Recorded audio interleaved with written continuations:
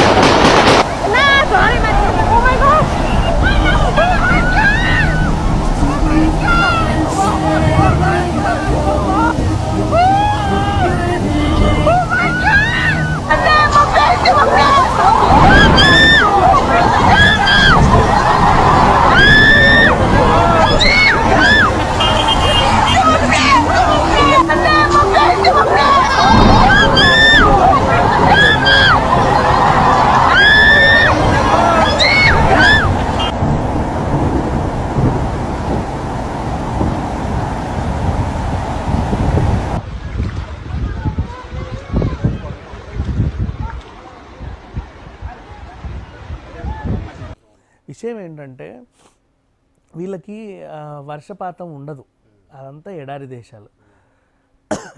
ఏదో crude oil మీద బతుకుతున్నారు, బాగానే ఉంది, బాగా సంపాదించుకున్నారు. ఇప్పుడు ఫర్ ఎగ్జాంపుల్ సింగపూర్కి నీళ్లు ఉండవు తెలుసా, దానికి నదులు కానీ ఏ వసతి సౌకర్యం లేదు. సింగపూర్ నీళ్లు కొనుక్కుంటుంది. సింగపూర్ అనే దేశానికి ఇప్పటివరకు నీళ్లు లేవు, నో సోర్స్. కొనుక్కుంటారు వాళ్ళు నీళ్లు, లేదా సముద్రం వాటర్ని మళ్ళీ దాన్ని రీసైక్లింగ్ చేసుకుంటూ ఇంకేదో చేసుకుంటా వాటర్ స్టోరేజ్ చేస్తారు. బట్ వాళ్ళు బాగానే బతుకుతున్నారు. సింగపూర్లో ఒక నది లేదు, కానీ వాళ్ళు ఏదో ఏంటి ఇప్పటికీ మన ఫైనాన్షియల్గా బాగా ఉన్న దేశాల్లో అదొకటి మంచి దేశం సింగపూర్, ఏదో అలా సర్వైవ్ అవుతున్నారు. ఇప్పుడు వీళ్ళు అంటారా క్రూడ్ ఆయిల్ మీద బతికేసే బాగా రిచ్ అయిపోయారు. అండ్ బంగారం కూడా బాగా ఉంటుంది ఈ గల్ఫ్ దేశాలలో, మంచి రిచ్. వీళ్ళకి ఏమనిపించిందంటే ఇన్ని సృష్టిస్తున్నాం మనము, వాడు ఎవడో చందమామను సృష్టించాడు చైనా వాడు, తర్వాత ఇంకొకడేమో సూర్యుడిని సృష్టించారు, ఇంకొకడేమో ఇంకేదో సృష్టించాడు, మనం కూడా ఇప్పుడు వర్షాన్ని ఎందుకు సృష్టించలేము అనుకున్నారు. ఇది ఇప్పటి పద్ధతి కాదు, ఎప్పటిదో పద్ధతి. క్లౌడ్ సీడింగ్ అనేది ఎప్పటి నుంచో ఉంది. కాకపోతే వీళ్ళు దాన్ని ఇంకో రకంగా చేద్దాం అనుకున్నారు. క్లౌడ్ సీడింగ్ని అసలు ఎలా చేస్తారు అంటే, మన ఈ డ్రై ఐస్ని పైకి తీసుకెళ్ళి విమానం ద్వారా మేఘాల్లో వదిలితే ఆ బిందువులన్నీ ఒకటి దగ్గరకు వచ్చి బరువు పెరగగానే వర్షంలా కురుస్తాయి. అది ఎప్పుడెప్పుడు వాడారంటే మనకి చైనాలో అప్పట్లో ఒలింపిక్స్, బీజింగ్ ఒలింపిక్స్ ఉన్నప్పుడు పక్క ఉండే కంట్రీస్లో అది ప్రయోగించారు. అంటే ఋతుపవనాలు అక్కడ నుంచి వస్తున్నాయి, అక్కడే వర్షం పడితే ఇక్కడికి రాదు, సో ఒలింపిక్స్ బాగా జరగవచ్చని. కొన్నిసార్లు అక్కడ వర్షం పడొద్దు, ఆ వర్షం అంతా ఇక్కడే పడాలి, లేదా అక్కడే వర్షం పడాలి అనే కొన్ని సిట్యువేషన్స్లో క్లౌడ్ సీడింగ్ పద్ధతి వాడతారు. ఇంకా అద్భుతమైన విషయం ఏంటంటే మన ఆంధ్రప్రదేశ్లో కూడా వాడారు. అది అప్పట్లో వైఎస్ రాజశేఖర రెడ్డి హయాంలో. అందరూ చాలామంది ఎప్పటి నుంచో అనుసరించే మంచి పద్ధతి ఇది. దుబాయ్ లాంటి పెద్ద దేశంలో రీసెంట్గా ఏం చేశారు, దీన్ని ఒక సవాల్గా తీసుకొని ప్రకృతి మన కంట్రోల్లో పెట్టుకుందాము, మనం కావాలనుకున్నప్పుడే వర్షం, వద్దన్నప్పుడు వద్దు అని అనుకున్నారు. దీనికి మేమ్స్ వచ్చాయి. ఏమని తెలుసా, ఒక ముసలాయన ఇలా చూస్తాడు ఇండియా ఋతుపవనాలు ఎప్పుడు వస్తాయో అని, పక్కనే దుబాయ్ మేము ఎప్పుడు కావాలంటే అప్పుడు వస్తాయి అంటే గర్వంగా చెప్పుకున్నారు. అలాంటి వీడియోలు కూడా వచ్చాయి, వెక్కిరించారు చాలామంది. అండ్ ఇట్లాంటి పద్ధతి మనకి ప్రకృతి ఊరికే సరదాగా వస్తేనే కేరళ తట్టుకోలేకపోయింది. 80% కేరళ నీళ్ళల్లో మునగల అప్పుడు. అలాంటి పరిస్థితులు అప్పుడప్పుడు వస్తూ ఉంటాయి ప్రకృతి. సో ఇప్పుడు కేరళ ఎగ్జాంపుల్ ఎందుకు చెప్పానంటే, ఆ టైప్ ఒక సిట్యువేషన్ అనుకోకుండా దుబాయ్కి వచ్చింది. దాని కర్మకాలి అంటే వీళ్ళు క్లౌడ్ సీడింగ్ పద్ధతి వికటించింది అక్కడ. ఒక టైప్ ఆఫ్ సిట్యువేషన్ ప్రకృతి కూడా స్పందించి కేరళ టైప్ సిట్యువేషన్లో దుబాయ్ వైపు దూసుకొస్తుంటే, దానికి తోడు వీళ్ళ క్లౌడ్ సీడింగ్ వికటించడం వల్ల అది మోతాదు పెరిగింది. న్యాచురల్గా వచ్చే వర్షపాతము, వీళ్ళు క్లౌడ్ ఫీడింగ్ ద్వారా వచ్చే వర్షపాతం రెండు మిక్స్ అయ్యారు. క్లౌడ్ సీడింగ్ చేసినప్పుడే న్యాచురల్గా వచ్చే వర్షం కూడా రావడం స్టార్ట్ అయింది. ఆ మేఘాల్లో మేఘమద్దనం స్టార్ట్ అయింది. ఇదంతా మేఘమద్దనమే వీళ్ళు చేసింది. స్టార్ట్ బాగా స్పందించింది, బాగానే జరిగింది. సో ఒకనొక టైంలో వీళ్ళ దగ్గర వర్షాలు నిజంగానే పడాలి ప్రకృతి పరంగా. అంటే ఎప్పుడు లేని ఎడారి దేశంలో ఒక వర్షపాతం పడాలి. ఆ వర్షపాతం ఎలా పడాలనుకుందంటే, ఈ వర్షపాతం ఈవిడ అక్కడ కేరళ లాంటి పరిస్థితులు ఎలాగైతే అక్కడ జరిగాయో ఆ రేంజ్లో పడదాం అనుకుంది. ఆ అనుకున్నామని వీళ్ళు అనుకున్నట్టుగా ఉంచకుండా ఈ క్లౌడ్ సీడింగ్ కూడా దానికి తగిలి వికటించి అది ఇంత అయింది. అండ్ 1.5 సంవత్సరంన్నర పొడవున పడాల్సిన వర్షం ఒకే ఒక రోజులో కురిసి అతలాకుతలమైంది. ఇంకొక వర్షం పడితే ఇంకా మనకి వరల్డ్ మ్యాప్ నుంచి దుబాయ్ని చేరిపేయాల్సిందే. ఆ తుఫాను, ఆ ఉవ్వెత్తున ఎగిసిపడే అలలు, ఇవన్నీ ఇంకా వేస్ట్, మనం ఇంకేం చేయలేము దాన్ని. అండ్ మళ్ళీ ఆకాశ హర్షాలన్నీ. మాల్ ఆఫ్ ఎమిరేట్స్ ప్రపంచంలోనే పెద్ద మాల్. ఆ మాలే మొత్తం నీళ్ళల్లో మునిగిపోయి సామాన్లన్నీ ఎటుపడితే అటుపడి ఇప్పటికే వీళ్ళకి రోజువారీ సౌకర్యాలన్నీ క్యాన్సిల్ అయిపోయినాయి. అంటే ఆహార ఉత్పత్తులు ఇవన్నీ లేవు, ప్రజలు చాలా ఇబ్బంది పడుతున్నారు. ఇంకా నీళ్ళల్లోనే ఉంది నగరం. ఇప్పుడు నెక్స్ట్ పార్ట్ 2, ఎందుకు నీళ్ళల్లో ఉంది నగరం, వర్షం పడితే పడింది పోవచ్చు కదా అంటే, ఆ ఎడారి దేశంలో 75 సంవత్సరాలుగా వర్షం అంటే ఏదో అప్పుడు వచ్చి అలా ఒక పోలియో డ్రాప్ లాగా పడి వెళ్ళేది. నేను సరదా చెప్తున్నా, తక్కువ పడేది కాదు. సో అలా పడి వెళ్ళిపోయేది.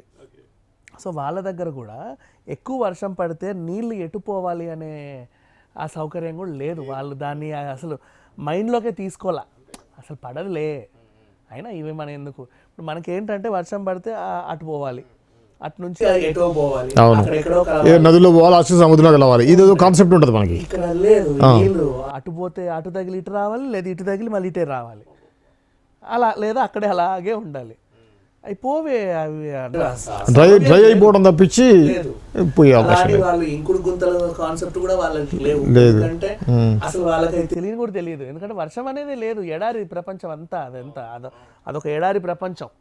మన ప్రపంచం వేరే, ఆ ప్రపంచం వేరే అన్నట్టు ఉండేది.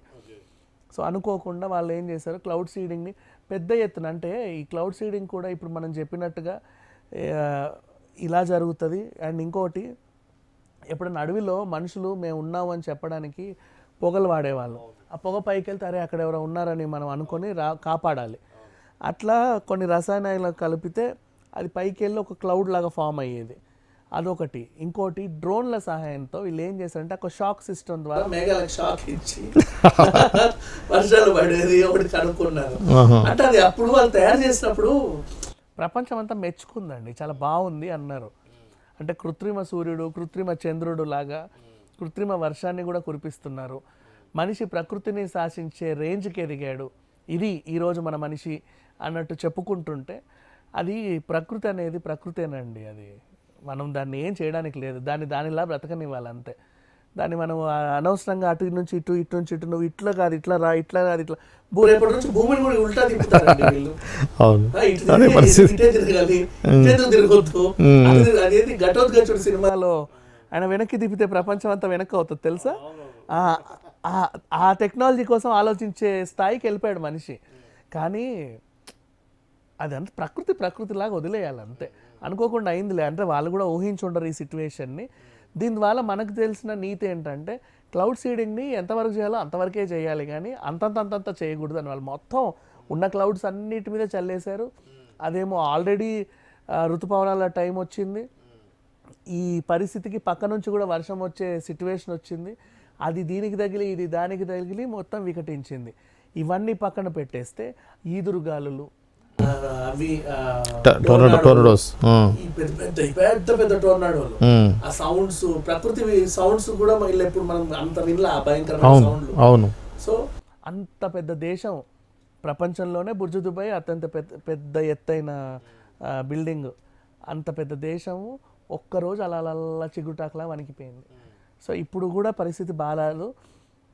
ఇంకొక వర్షం మళ్ళీ ఇలాగే పడితే ఇంకా మనం దుబాయ్ని మర్చిపోవాల్సిందే, ఆ రేంజ్లో ఉంది పరిస్థితి.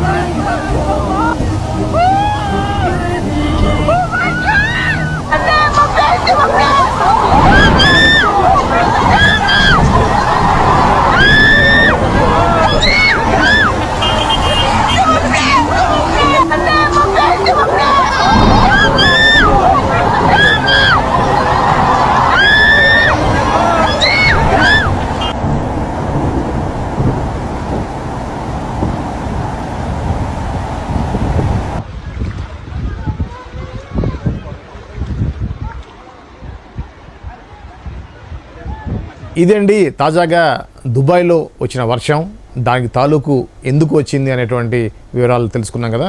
ఇంకో టాపిక్తో మళ్ళీ కలుద్దాం. అంతవరకు చూస్తూనే ఉండండి మాస్టర్ కీ టీవీ.